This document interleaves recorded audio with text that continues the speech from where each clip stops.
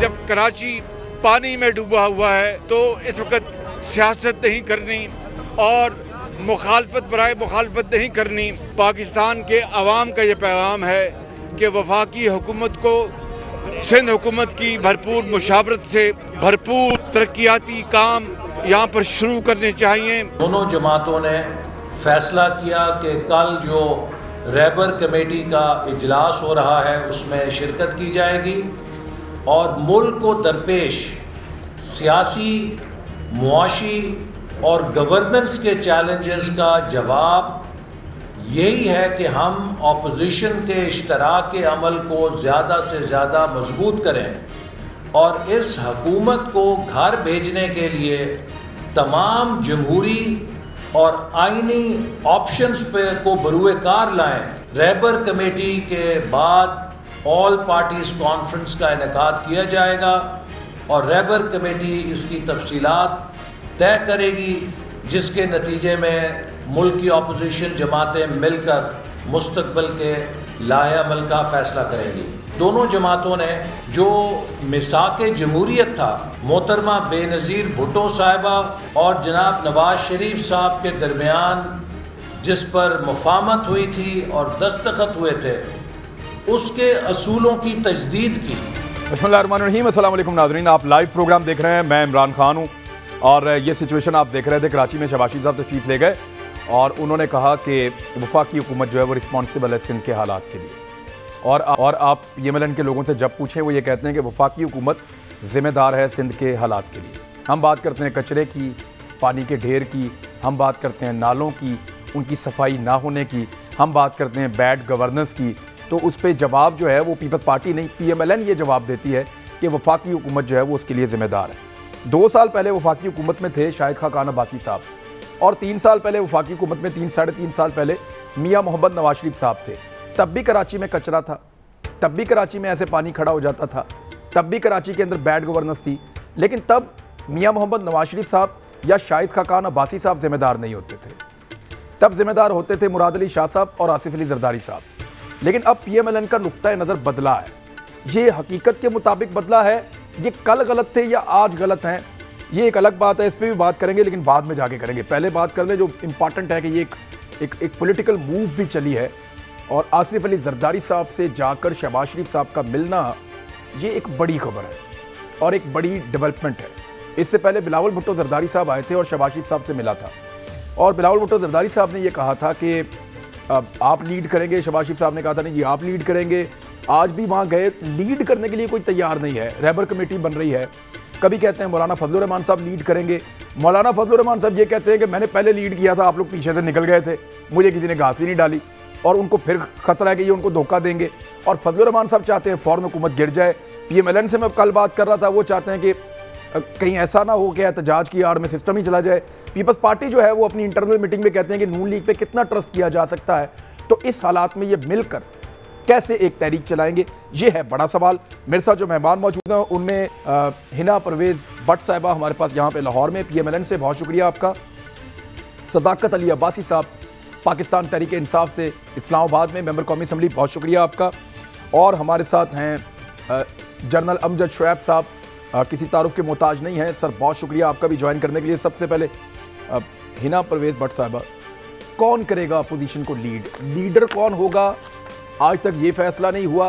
तहरीक कैसे चलेगी, आज तक ये फैसला नहीं हुआ। हाँ, ये आप लोग श्योर हैं कि गवर्नेंस गलत है, ये आप लोग कंफर्म है कि महंगाई बढ़ी है, लोगों की मुश्किलात में इजाफा हुआ है, लेकिन आपको क्या करना है उस बारे में आप लोग खुद अभी तक बिल्कुल इब्हाम का शिकार हैं। बिल्कुल आप सही कह रहे हैं। शायद ये इमरान खान साहब को इससे अच्छी ऑपोजिशन नहीं मिल सकती कि होता यही है कि हम हमेशा टारगेट पे रहते हैं, डिफेंसिव पे खेलते रहते हैं। जिस तरह आपने अगर हमें देखा भी हो, वन साइडेड एहतसाब को भी हम लोगों को पोलिटिकली विक्टिमाइज़ किया जाता है, केसेस में घिराया जाता है। और एहतसाब जो है, कहते तो इमरान खान साहब दोबारा एहतसाब का नारा लगाते हैं, लेकिन करते क्या है कि मियाँ मोहम्मद नवाज शरीफ का टारगेट बनाते हैं, उस पर डिफेमेशन कैंपेन शुरू कर देते हैं। तो ये शायद मैं आपकी बात से एग्री करूँगी कि हमारे से ज़्यादा अच्छी ऑपोजिशन इनको नहीं मिली। हमें एक और स्ट्रॉन्ग यूनाइटेड रोल प्ले करना चाहिए था। लेकिन अब जो मुझे लगता है कि अब I really think that 2 years have passed and these guys have failed in everything. So अब जो है वो ऑपोजिशन की सब जमातें सीरियस हैं। आपने देखा आज मियाँ शहबाज शरीफ साहब गए भी, मियाँ शहबाज शरीफ साहब की फजल रहमान से मुलाकात भी हुई, बिलावल से भी पहले हुई, जरदारी साहब से भी हुई। तो अब आप देखना कि इंशाल्लाह जहाँ तक मुझे लगता है कि ये हुकूमत अगला बजट जो है पास नहीं कर सकेगी। जिस तरह वो कहते हैं ना कि मार्च से पहले, 1 साल के बाद जो बजट आएगा, मतलब मार्च से पहले ही मार्च हो जाएगी, अगले 6 महीनों में, बल्कि आने वाले 3 महीनों में पिक्चर और बहुत क्लियर हो जाएगी। बिकॉज जो मैं आपको बताती हूँ होता क्या है, जो मैं अगले बजट तक तो आपने बहुत टाइम दे दिया इनको, अभी 3-4 महीनों में ही हो जाएगी सिचुएशन क्लियर। मैं एक कोई रोड मैप दिया आपको लीडरशिप ने कि ये हम करने जा रहे हैं? अभी रोड मैप आपको 2-3 दिनों में मिल जाएगा, इन 2 weeks में, in the coming 2 weeks and basically this month of September beginning from today, it's a very important month. A lot of things will be cleared in this month. और थोड़ा सा जो मैं आपको जो उस बात पे करना चाहती हूँ कि इससे पहले कि इस हुकूमत पे कोई भी चीज़ हम क्रिटिसाइज़ कर सकें, जैसे हम देखते हैं कि मरियम बीबी को भी 2 दिन पहले भी जो कल इस्लामाबाद हाई कोर्ट भी बुलाया हुआ था। तो अगर एहतसाब की बात करें, अभी लास्ट टाइम हम भी थे जब उस्मान बुज़दार साहब का लाइसेंस की बात हुई थी और उनकी एहतसाब की, फिर जहाँ तक आप मेरे से ज़्यादा आपको पता होता है स्टोरीज़, मैं आपको भी एक स्टोरी दे दूँ कि वो हाशिम और खुसरो बख्तियार को भी क्लीन चिट्स मिलने वाली हैं। ये नेक्स्ट चीज़ आएगी। आर यू श्योर कि मिलने वाली आने वाला है? अब खबर मैं आपको ब्रेक कर रही हूँ और शायद आपको ये पता हो, नहीं तो कुछ दिनों में पता चल जाएगा। मुझे नहीं लगता कि वो बचने वाला है। उनको क्लीन चिट मिल जाएगी, मुझे नहीं लगता क्लीन चिट मिल जाएगी, बुज़दार साहब भी बच जाएंगे। ठीक है, बहुत चीजें जो हैं उस पर, ये वही बात। बुज़दार साहब को बचाने में मैं आपको एक चीज बताऊं, इमरान खान साहब ने, मैं खबर ही दे देता हूं, इमरान खान साहब ने स्टेटमेंट्स तो टीवी पे दिए हैं, लेकिन प्रैक्टिकली उस्मान बुज़दार को बचाने के लिए जो रास्ता था, जिस पे खान साहब को गाइड भी किया गया, खान साहब ने उस पर चलने से इनकार कर दिया। उन्होंने कहा जी वो कानून है, वो जाने, उसका काम जाने। मैं खबरों के अंदर ये जरूर कहूंगा, मैं सपोर्ट करूंगा, लेकिन मैं प्रैक्टिकली इसको नहीं बनाऊंगा। की हक में गवाही दी इमरान खान साहब ने, उस्मान बुज़दार के हक में गवाही दी। उस्मान बुज़दार साहब को क्यों नहीं कहा कि आप अपनी सीट से रिजाइन करें, रिजाइन करके फिर नैब का केस आप पे चलेगा? कैसे, ये क्यों नहीं हुआ? अच्छा, इमरान खान साहब वापस सवाल पे, गलत हो गया इमरान खान। देखिए मैंने इस पे पूरा प्रोग्राम किया था, मैंने ये कहा था कि इमरान खान साहब ने ये कहकर नैब पे असरअंदाज हो गए हैं कि ये बंदा बेगुनाह है, असरअंदाज हो गए ना, अपना डिस्प्ले शो कर दिया कि मैं नैब से खुश नहीं हूं, तो एक प्रेशर उन पे क्रिएट कर दिया नैब के ऊपर। मैंने ये कहा सीएम है पंजाब का, वो प्रेशर नहीं क्रिएट करता नैब पे? करता, क्यों नहीं करता? वो फाइलें ट्रांसफर इधर उधर नहीं करता उनको। तो आपके ख्याल में उसको रिजाइन करना चाहिए था, लेकिन नवाज शरीफ को नहीं करना चाहिए था। किस चीज में? जब मियां साहब को कहा जा रहा था कि आप रिजाइन करें, तो तब वो भी नहीं कर रहे थे। मैं तो सबसे पहले कहती हूं कि आपको अपने प्रिंसिपल्स पे स्टैंड करना चाहिए। उनको करना चाहिए, आपको अपने प्रिंसिपल्स आप ये नहीं कह सकते, मैं ये कह सकता हूं, मैं ये कह सकता हूं, स्टैंड करना चाहिए सबको। आप ये नहीं कह सकते, मैं कह सकता हूं accountability should be same for everyone. बिल्कुल ठीक है, आप नहीं कह सकते, पीटीआई का वर्कर ये कह सकता है अपने लीडर को, या मैं कह सकता हूं, क्योंकि आप इसमें मानते नहीं थे, मियां साहब ने इसमें नहीं किया था। इमरान खान साहब तो अपने मैन ऑफ वर्ड्स हैं ना, उनको करना चाहिए, उनको तो करना चाहिए ना स्टैंड, उनको तो चाहिए, उन्होंने वो तो इत्तेसाब के नारे पे वोट लिया था ना, बिल्कुल उनको करना चाहिए। अब वोट इसी चीज पे लिया था, तो क्यों नहीं स्टैंड करते वो? सदाकत अब्बासी साहब वो कह रहे हैं कि सितंबर से कोई चीज शुरू होगी और अगला आप पास नहीं करवा सकेंगे और फिर मार्च तक कुछ ना कुछ होगा। इमरान साहब बहुत शुक्रिया आपका भी और हिना परवेज साहिबा का भी, जिन्होंने कम से कम ये कहा है कि इमरान खान साहब अपने मैन ऑफ वर्ड्स हैं। मेरा नहीं ख्याल कि आपकी डिस्कशन से ये लगा कि मियां साहब नहीं हैं और इमरान खान साहब हैं, इसलिए कि वो जो उन्होंने रिज़ाइन नहीं किया था और आप हमसे रिज़ाइन मांग रहे हैं, इसका शुक्रिया। बाकी जो है ना, तो आप भी रिज़ाइन देके शुक्रिया का मौका दे दें उनको भी। सदाकत अब्बासी साहब, मैंने कहा अगर इमरान खान साहब हैं, आप है ना आपने बात कर लिया, मुझे करने देना, कोई बात नहीं, आप दोबारा अपनी बात करें, ठीक है, बात करें, अल्फाज को वापस ले लीजिएगा। जिस तरह मियां शहबाज शरीफ साहब ने भी एक दफ़ा कहा था कि जरदारी साहब मिल गए तो उनका पेट फाड़ेंगे, आज वो उनके अल्फाज वापस हो गए, आप भी वापस कर लें, कोई बात नहीं। मैं कहना ये चाह रहा हूँ कि बिल्कुल हिना साहब ने ठीक अंदाज़ा लगाया कि बजट के करीब जाके शायद कोई माहौल बने और अपोजिशन का असल मसला ये है, इमरान साहब के ये जितना मिलते हैं ठीक है, इनका काम है ये सियासत करें। इनकी एक चीज़ जो इनका सबसे बड़ा मसला है वो है क्रेडिबिलिटी लॉस। इनके पास क्रेडिबिलिटी कोई नहीं है। और ये मौलाना फजल रहमान साहब को ज़रूर ये उनसे ले दे करके उनका क्राउड लेके ये करना चाहते हैं, और कोई कौमी एजेंडा नहीं है। एजेंडा एक ही है जो हैना साहब ने मेंशन किया कि इनको नैब से मसला है। ये FATF जो इस वक्त कौम का बहुत बड़ा इशू है, और मैं समझता हूं कि इस वक्त पाकिस्तान को, सिर्फ इंडिया वो मुल्क है जो पाकिस्तान को चाहता है कि पाकिस्तान ब्लैकलिस्ट हो। अब मैं नहीं चाहता कि मैं कहूं कि हमारी ऑपोजिशन भी चाहती है कि हम ब्लैकलिस्ट हों, इसलिए ये वो जो ग्रे लिस्ट में डाला था, आज ये हमें पूरी तरह हर एंगल से प्रेशराइज कर रहे हैं कि हम इनको नैब में छोड़ दें, नैब में तरमीमें कर दें, और ताकि ये बाहर आए। इनका एक इशू है, किसी तरह खुदारा ये केस खत्म करें ताकि हम जिंदा रहें। कोई हमें इनका झगड़ा नहीं है। आज हम इनको NRO दे दें, जो इन्होंने 34 पॉइंट्स हमसे असेंबली में मांगे, इनको दे दें तो ये बिल्कुल खुशी खुशी रहेंगे। ये इलेक्शन नहीं, ये बजट नहीं, ये 2023 का बजट भी हमें देने के लिए तैयार है। लेकिन जो ये हमसे मांगते हैं वो हम इनको अगर दे दें इमरान साहब, तो हमारी सियासत में एग्जिस्टेंस खत्म हो जाती है। आज जरदारी साहब को, नवाज शरीफ साहब को आप केसेस से फारिग कर दें तो ये हंसी खुशी रहेंगे, क्योंकि इनका मसला क्या है कि जो इन्होंने पिछले 15-20 साल में दौलत इकट्ठी की है, वो दौलत भी खतरे में है, इनकी जानें भी खतरे में है। लिहाजा इनका एक ही नैरेटिव है, किसी तरह से ये नैब खत्म करें, और उसके पीछे एक बहुत बड़ा रिस्क ले रहे हैं, कौमी रिस्क ले रहे हैं। यार एक मिनट, उनके पास एक लिस्ट और भी है। महंगाई बढ़ी है, बेरोजगारी बढ़ी है, हालात पहले की तरह अच्छे नहीं हैं, इकोनॉमी की कंडीशन है, गवर्नेंस के इश्यूज हैं। वो एक लिस्ट उनके पास और भी तो है ना सर, एक और लिस्ट भी तो है। ये तो आप ऐसा सोच रहे हैं, लेकिन पब्लिक को बताने के लिए उनके पास भी तो कुछ ना कुछ है। मैं बारी बारी, जितना आपके पास टाइम है मैं बारी बारी जवाब देता हूं। एक ये कहते हैं कि ग्रोथ नेगेटिव हो गई है, पहले पॉजिटिव थी। इन्हें कहें फ्रांस की, जर्मनी की, इटली की ग्रोथ चेक कर लें।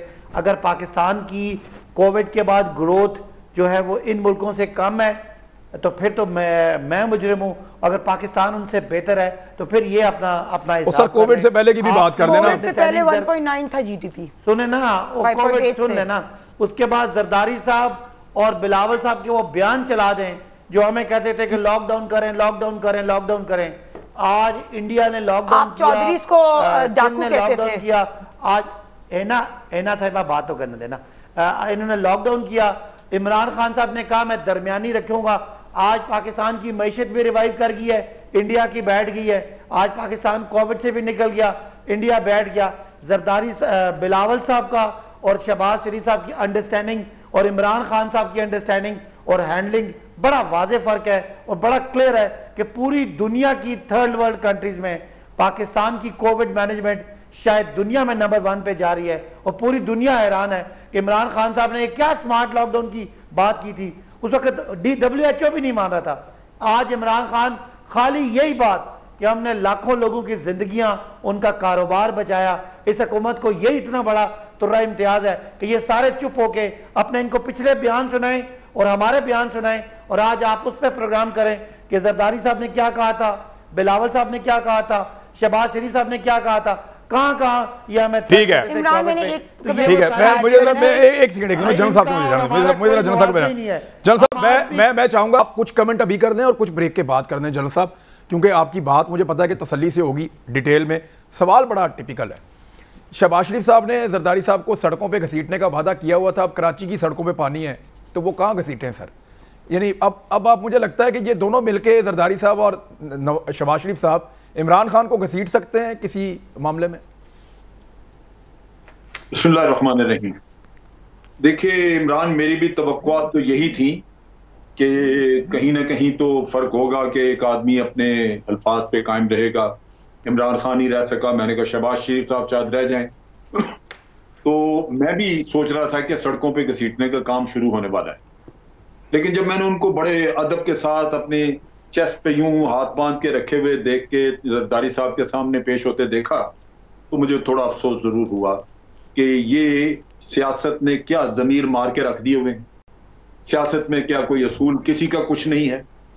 यानी आप एक वक्त पे कुछ कहें और दूसरे को चोर चोर कहें, लेकिन आपको तो अगले दिन अपने मकसद मकासद के लिए उसे गले लगाना पड़े, सारे ये काम कर लेते हैं। वो पीटीआई में भी हुआ है, यहां भी हो रहा है। तो मैं अगर एक न्यूट्रल आदमी की हैसियत से देखूं तो एक मायूसी होती है कि आप सिर्फ अपने मकसद मकासद अपने मफादात की खातिर अपने कौमी मफादात को पांव के नीचे रख देते हैं। सियासत का असूल है क्या फिर? क्या किसी असूल की बुनियाद पर सियासत हो रही है? कराची में लोग डूबे हुए आप सियासत करने पहुंच गए वहां पे और जाके कहा कि जी हम सियासत करने नहीं आए, लेकिन की सियासत है वहां पे। आज अगर ये हुकूमत 2 साल से है तो कराची का दुख तो साल से है, और जो साल से हुकूमतें करते रहे फेडरल गवर्नमेंट में भी और प्रोविंस में भी, गिरेबान तो उनके पकड़े जाने चाहिए थे। नहीं, पर जनरल साहब आपको इमरान खान साहब के यू टर्न लेने पे अफसोस नहीं है? आपको उस चीज पे अफसोस नहीं है कि वो चौधरियों को डाकू कहते थे और हुकूमत में मिला लिया, या एमक्यूएम को टेररिस्ट कहते? नहीं, मैंने कहा उस पर भी अफसोस कर लें जनरल साहब, वो भी साथ डाल ले अफसोस में। अब मसला ये है कि जो हुकूमतें कर के सारे मजे लूटे, कई दफा आ गए, उन्होंने तो कुछ नहीं किया, लेकिन उनके मुंह से ये सुनते हुए बड़ी तकलीफ होती है कि वो जाके उस शख्स को या उनको ब्लेम करें और उनके खिलाफ जाके हरदसराई करें जो अब हुकूमत में आए हैं कुछ अर्सा पहले। ये अजीब सा एक तजाद है कि आप यानी इकोनॉमी की ही बात जब करते हैं, मैं आपको बात बताऊं, इकोनॉमी ऐसी चीज है कि ये अगर तबाह हो जाए तो 1 दिन में, 2 दिन में, 5 दिन में या 2 साल में ठीक होने वाली चीज नहीं है। ये लगातार हुकूमतों ने इसको इस बुरे हाल तक पहुंचाया है। क्या आपके कमाते हुए अदारे, स्टील मिल, पीआईए, ये अचानक घाटे में चले गए थे? जनरल साहब एक सेकंड जनरल साहब एक सेकंड, इंपॉर्टेंट बात कर रहे हैं, ब्रेक के बाद कर लें बाकी बात। मैं इसमें ये शामिल कर दीजिएगा कि जो इकोनॉमी बहुत अरसे से तबाह हुई है वो अब तबाह नहीं हो रही, इसके कुछ शवाहिद मिले हैं आपको, या हम 5 साल बाद कहेंगे और तबाह हो गई? ब्रेक के बाद वापस आ वेलकम बैक नाजरीन। जनरल साहब, बात वहीं से शुरू करते हैं। इकोनॉमी के ऊपर आप बात कर रहे थे कि बहुत सारा तसलसल है जो इकोनॉमी तबाह हुई है। आप इमरान खान को ब्लेम नहीं कर सकते, लेकिन क्या 5 साल बाद हम ये कह रहे होंगे कि इमरान खान ने उसमें से निकाला कौम को, या कहीं ये कह रहे होंगे कि हम मजीद धंस गए हैं? मेरा ख्याल आप ये कहेंगे कि मजीद धंस गए हैं हम। उसकी बुनियादी वजह यह है कि जब आपके कर्जे बढ़ने शुरू होते हैं, कर्जा जो है इसका एक तनासब होता है आपकी इकोनॉमी के साइज से। अगर ये हमारी अपनी जो पॉलिसीज हैं, फाइनेंशियल पॉलिसी, वो ये कहती है कि 60% से ज्यादा नहीं, 60% से ज्यादा नहीं होना चाहिए कर्जा। वैसे भी ये इकोनॉमी के असूलों में शामिल है कि आप 60% से ज्यादा लें तो कर्जा उतारना आपके लिए मुश्किल हो जाए। लिहाजा आज सूरत हाल ये है कि आप तकरीबन जितनी आपकी इकोनॉमी है उसके तकरीबन 99% के करीब आपके ऊपर कर्जे चढ़ गए, और कोई ना पार्लियामेंट पूछती है, ना ही ऑपोजिशन इसकी बात करती है कि जनाब कर्जे ले रहे हैं, कर्जे उतरेंगे कैसे? जब $95 बिलियन का कर्जा ये छोड़ के गए थे PMLN वाले, तो वो नहीं उतारा जा रहा था, उसके किस्तें देने के लिए आप कर्जे ले रहे हैं, कर्जा लेके कर्जा की अगली किस्त दे देते हैं, कर्जा बढ़ता जा रहा है। और अगर ये सूरत हाल अगले 3 साल भी रहती है तो ये तो मुल्क चलाना मुश्किल हो जाएगा, क्योंकि ये कर्जे उतारेगा कौन? आप तो सारी जिंदगी कर्जों पे जिएंगे। असल चीज थी कि आपकी आमदन बढ़नी चाहिए, जाके आमदन बढ़े, आपकी इकोनॉमी का साइज बढ़े, और ये जो आज 90%, 99% है कर्जा आपकी इकोनॉमी का, वो कल को सुकड़ के वो आपका 60% पे वापस आए ताकि आप संभाल सकें। तो वो तो किया नहीं किसी ने। अब मुश्किल ये है कि ये सारे जिनके ऊपर करप्शन के केसेस हैं, वो जो बात घूम फिर के वहीं आ जाती है। अगर आपने यानी आपने करप्शन के केसेस को बचाने का रोना हो जाता है, अगर आपने नैब के ऑर्डिनेंस को अमेंड करना है तो उसमें अपनी मर्जी की वो आप अमेंडमेंट्स लेके आते हैं जिससे आपको बचत हो जाए। वैसे वो तो जनरल साहब बड़ी मजाहिया किस्म की अमेंडमेंट है, वो मैंने पढ़ी है, मैं तो परेशान हो गया था कि ये पीपल्स पार्टी और PMLN इसको लिख भी कैसे सकते हैं? इस मुल्क का ख्याल तो है ही नहीं कि भाई ये डूबता जा रहा है कर्जों में, इसका कौन संभालेगा, कौन इसको कल कर्जे उतारेगा?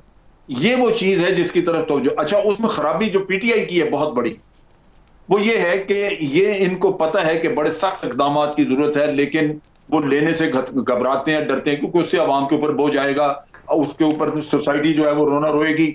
इसके लिए जरूरी था कि तमाम पॉलिटिकल पार्टीज इकट्ठे होकर काम करती। शहबाज शरीफ ने एक दफा कहा था कि मिसाक की मईशत कर लें, लेकिन उन्होंने उसको हवा में उड़ा दिया।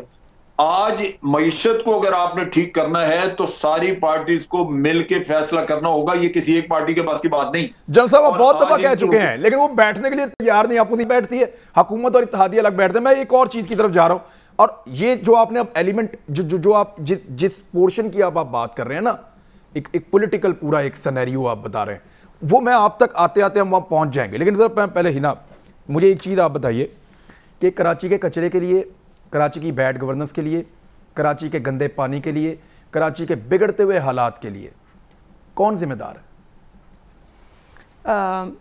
इस क्वेश्चन का भी मैं आंसर करूंगी और मेरा आंसर नहीं इसी का करना है। इस क्वेश्चन का आंसर ये नहीं होगा कि फेडरल गवर्नमेंट रिस्पॉन्सिबल है। अच्छा। मैं आपको पहले बता दूं, मैंने सबसे पहले एक चीज़ पे रिस्पॉन्ड करना है जो सदाकत अब्बासी साहब ने पहले कही और स्पेशली इमरान खान साहब ने कही, और वो उनका दोबारा इंडियन कार्ड, इंडिया वाला कार्ड यूज़ करना। ठीक है, उन्होंने ये बात कही कि ऑपोजिशन FATF का बिल इसलिए नहीं पास कराना चाहती क्योंकि ऑपोजिशन और इंडिया सेम पेज पे हैं। तो सबसे पहले तो मैं ये कहूँगी कि ये इमरान खान साहब एज ए प्राइम मिनिस्टर होते हुए अपने अल्फाज को इनको वापस लेने चाहिए। इस तरह की फर्स्ट ऑफ ऑल ना रिलीजियस कार्ड खेलें, ना आप इंडिया का कार्ड खेलें, पहली बात। दूसरी बात, मैं आपको आप तो बड़े गद्दारी वाला और मजहब वाला जो है वो गलत है, बिल्कुल ठीक है। आप बड़े एक्टिव हो ट्विटर पे, ठीक है। आपने इमरान खान साहब की ट्वीट देखी जिन्होंने इमरान खान साहब ने लिखा कि मोदी को इलेक्शन की कामयाबी पे कॉन्ग्रेचुलेट किया और कहा कि अब मोदी अगर कामयाब हो गया तो इसका मतलब है कि हम कश्मीर का इशू सॉल्व कर लेंगे। इमरान खान साहब की ट्वीट अभी भी मौजूद है। बिल्कुल यही हुआ, मोदी इलेक्शन जीत गया, इमरान खान साहब ट्रंप को मिल के आए, उधर से वादे लेके आए और यहाँ आके कश्मीर का उन्होंने क्या मसला सॉल्व किया। हम भी कार्ड खेल सकते हैं ना।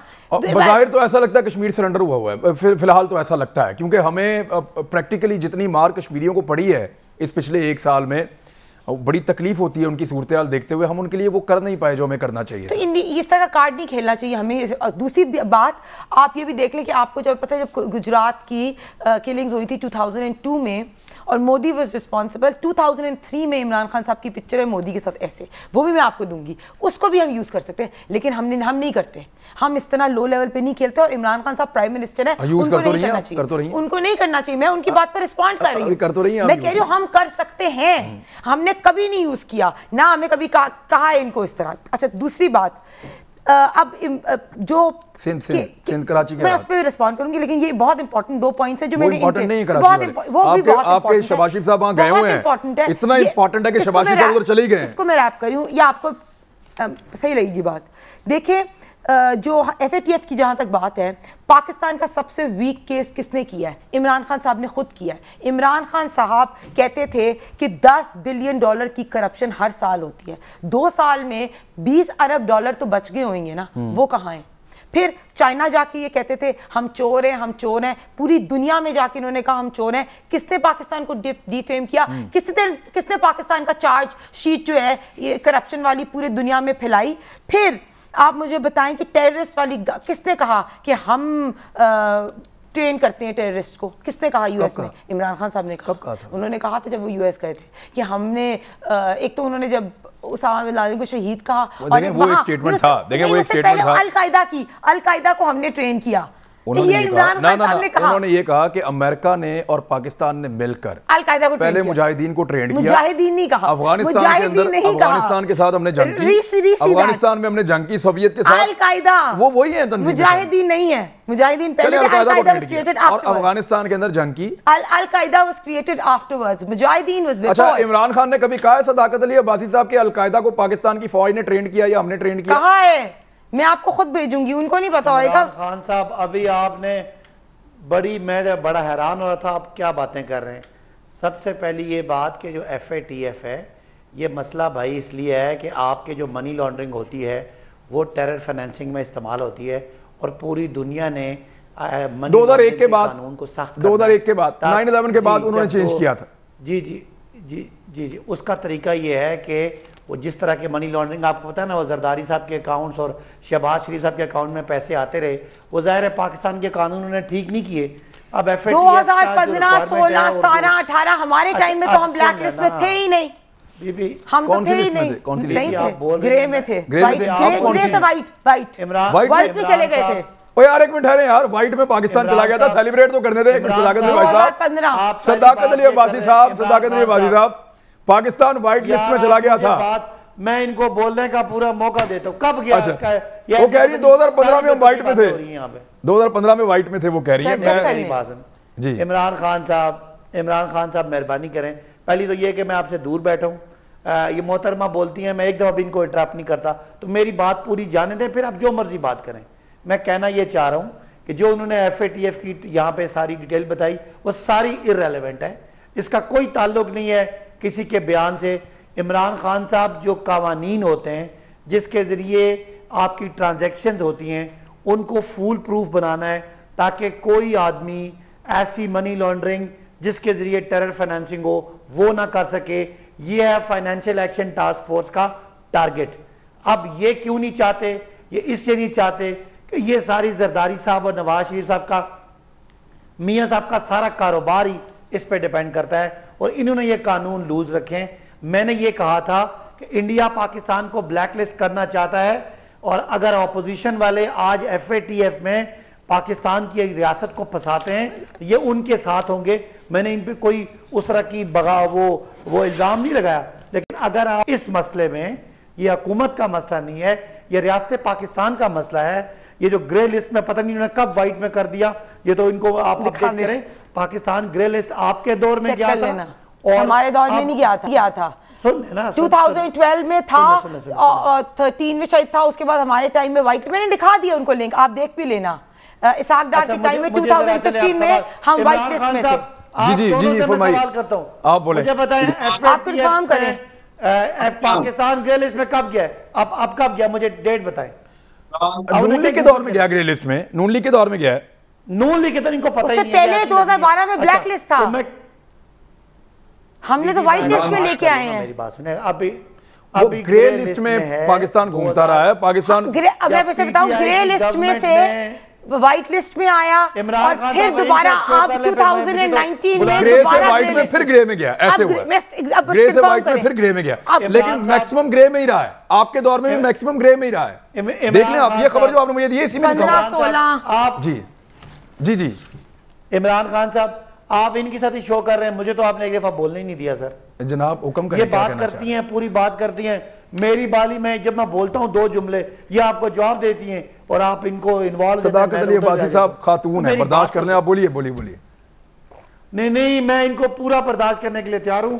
इनको आप मेरे से थोड़ा फालतू टाइम दें, आप बात तो करें सर, लोगों को समझ तो आए मैं क्या बात गलती करो सर। मैं बात ये कर रहा हूं जनाब कि FATF का जो इशू है इस पे ये दबा के अपने जाती केसेस की वजह से अगर पाकिस्तान को ब्लैक लिस्ट करने में ये मदद करते हैं, ये मदद किसकी होगी, पाकिस्तान की कि इंडिया की? मेरा सवाल ये है। मुझे पूरा यकीन है कि ये इस हद तक पाकिस्तान दुश्मनी नहीं करेंगे और ये FATF के हक में वोट देंगे। अगर ये मुखालिफ देते हैं तो पाकिस्तानी कौम देखे कि पाकिस्तान में एक तरफ इंडिया हमें FATF के में ब्लैकलिस्ट करना चाह रहा है और दूसरा अगर ये करते हैं ये इनका अपना एक्ट होगा। मैं हरगिज़ इनको गद्दार अभी नहीं कह रहा, जब अगर ये वोट करते हैं तो फिर मैं जरूर कहूंगा कि FATF के खिलाफ। अब जो इसके अलावा जो आपने बात की कि जी पाकिस्तान अभी ग्रे लिस्ट में गया है, तो ये तो आपने जवाब दे दिया। मैं कहना ये चाह कि ये जो आपको डिटेल बता रही हैं कि इमरान खान साहब ने कोई बयान दिया उसकी वजह से हम ग्रे लिस्ट में चले गए, तो मेरे भाई ये बात नहीं है। आज पूरी दुनिया इस मनी लॉन्ड्रिंग को एक कॉग्निजेबल, काबिल गिरफ्त जुर्म समझती है, तो क्योंकि यही पैसा जो है बाद में टेरर फाइनेंसिंग में इस्तेमाल होता है। इसलिए इनको पाकिस्तान के मफादात पे जरदारी साहब और नवाज शरीफ खानदानों के जो जाती केसेस हैं, करप्शन के केसेस हैं, उनसे अगर कंपैरिजन करेंगे तो ये मीडिया, ये हमारे जर्नलिस्ट, ये हमारे तज्जियाकार और ये हमारे सियासतदान देख लें, कभी पाकिस्तानी कौम पीपल्स पार्टी और नून लीग को माफ नहीं करेगी। क्योंकि अगर खुदा ना खास्ता हम ब्लैकलिस्ट हो जाते हैं तो डॉलर का क्या होगा, पाकिस्तान की मैशत का क्या होगा। अब ठीक एक है, जुमला में जलन साहब की हाजिर खिदमत, एक जुमला इमरान साहब, एक जुमला, एक बल्कि एक बात, सिर्फ पॉइंट ये है कि जलन साहब आप कहते हैं कि कर्जे बढ़ेंगे, आप ठीक है, आपके खदशात ठीक हैं, आपने ठीक तज्जिया किया, लेकिन कर्जा बैरूनी बढ़ने की एक ही वजह होती है जलन साहब, वो है करंट अकाउंट का खसारा। आप ये कौम इमरान खान को सलूट करे कि 20 अरब डॉलर के खसारे को आज सरप्लस में कन्वर्ट कर दिया। आज कोविड की तबाहकारियों के बावजूद पाकिस्तान की स्टॉक मार्केट एशिया की बेहतरीन मार्केट होगी। ये सारे सिग्नल्स हैं। चलें सर, ब्रेक के बाद बात करते हैं। इसके बाद मुझे ब्रेक लेनी है, एक ब्रेक के बाद बात करते हैं। ब्रेक लें, वापस आ रहे हैं। Welcome back Nadreen. अब सवाल वही वाला मैं मेरे ख्याल जनरल साहब आपके सामने रख दूं। मुझे समझ नहीं आ रही कि कल तक जो सिंध के हालात थे उनके लिए पीपल्स पार्टी जिम्मेदार हुआ करती थी, अब सिंध के हालात के लिए वफाकी हुकूमत जिम्मेदार हो गई है। ये कैसा पैंतरा है जो पीएमएलएन ने बदला है, इस पर क्या कहा जा सकता है? देखिए, ये सिर्फ सियासत है, खलूस इसमें नहीं है कि अवाम के दुख का कोई एहसास हो। आप इल्जाम उधर ठोक रहे हैं जहां का कोई ताल्लुक नहीं। उनका सिर्फ यही वास्ता है कि अगर प्रोविंशियल गवर्नमेंट समझती है कि उसके पास की बात नहीं और फेडरल गवर्नमेंट से कोई मदद चाहती है तो वो मदद मांगे। लेकिन ये कहना कि फेडरल गवर्नमेंट का मसला है, आज आप टांग अड़ाएं तो 18वीं तरमीम जिंदा हो जाएगी। जब 162 अरब रुपए का पैकेज अनाउंस किया था इमरान खान ने, तो उसका मसला यही हुआ था। वहां की गवर्नमेंट कहती थी, ये प्रोविंशियल गवर्नमेंट कहती थी कि पैसा हमें पकड़ा दे, और 18वीं तरमीम के बाद ये नहीं हो सकता कि फेडरेशन आके यहां काम करवाए। नतीजा ये कि वो पैकेज रह गया। अब ये फेडरल गवर्नमेंट ये चाहती थी कि हम अगर इतना पैसा लगाएं तो हम खुद उसको मैनेज करें वहां पे, और खुद, क्योंकि इनका ख्याल था कि वहां पे ये पैसा खाया पिया जाएगा। अब इन हालात में एक एतमाद का फुकदान भी है और दूसरी तरफ 18वीं तरमीम भी है। तो ये नई सियासत है, मैं आपको बता रहा हूं। हकीकतन इनमें से किसी को भी कराची का जो हशर हुआ है उसका दुख किसी को नहीं है। अगर दुख हो तो आज बात की जाए कि जनाब ये पानी निकल रहा है तो बीमारियां फैलेंगी, इसका क्या कौन संभालेगा? इतना गंद, इतनी गलादत गंदे नालों की लोगों के घरों में गई है, उनके बक्सों में, उनके कपड़ों में। सर, वबाई अमराज फूटने वाले शहर का बेड़ा गर्क करके रख दिया है, उसका कोई बात नहीं कर रहा। और फिर लोगों के जहेज बच्चियों के बैग जो उनका नुकसान हुआ उसके इजाले के लिए कोई बात नहीं कर रहा। ये सारे अपनी सियासत कर रहे हैं। असल दुख ये है कि इसके बाद लोगों का क्या बनेगा? जिसकी रेडी बह गई वो रेडी बांध क्या करेगा, कहां रोटी खाएगा? उसका भी तो किसी ने पुरसाने हाल होना है, उसके बारे में कोई बात ही नहीं है। ये सारी गंदी गलीज सियासत जिसकी वजह से कराची के अवाम का दुख कोई नहीं खत्म कर सकेगा, वो उसी तरह रोते धोते रहे। ठीक है, अब्बासी साहब फाइनली मुझे बता दें कि कोई पीपल्स पार्टी के साथ मिलकर चलने के इम्कानात हैं आपके, या आपको यही लगता है कि पैसे होंगे भी तो नहीं देंगे, ऐसी तहसील की फ्रॉडियां? आप तो यही कहते हैं। देखिए, वो जो भी है उनका फेलियर है। मैं बार बार ये बात हम कर चुके हैं। 18वीं तरमीम के बाद उनके पास इख्तियारात थे, 12 साल थे, लेकिन परसों से 48 घंटों के अंदर कराची ट्रांसफॉर्मेशन प्लान आ रहा है, जो वजीर आजम ने मशवरा कर लिया है। जिस तरह हमने NCOC बनाई थी उस तरह की तर्ज पे इसमें सारे स्टेक होल्डर्स आएंगे। इसमें आपका NDA में भी आएगा, इसमें सूबाई हुकूमत भी आएगी, इसमें वफाकी हुकूमत के लोग भी आएंगे, MQM के लोग भी आएंगे, यानी पीपल्स पार्टी MQM। पीएमएलएन से भी मशवरा करें ना, अपोजिशन पार्टी है, आप मशवरा देंगे? वैसे क्विकली देंगे मशवरा? उनके पास खत्म हो गया, देंगे? नहीं, बिल्कुल मैं देंगे। मैं कहती हूँ, मुझे लगता है कि फेडरल मसले को हल करके बताएंगे। हमारे कराची में बहुत स्टेक्स हैं। वक्त खत्म हो गया। मियां साहब के टाइम में ही कराची का लॉ एंड ऑर्डर हुआ था, ग्रीन लाइन। वक्त खत्म हो गया। अब तक लिए इतने अपना ख्याल रखिएगा, कल मुलाकात होती है। अल्लाह हाफ़िज़।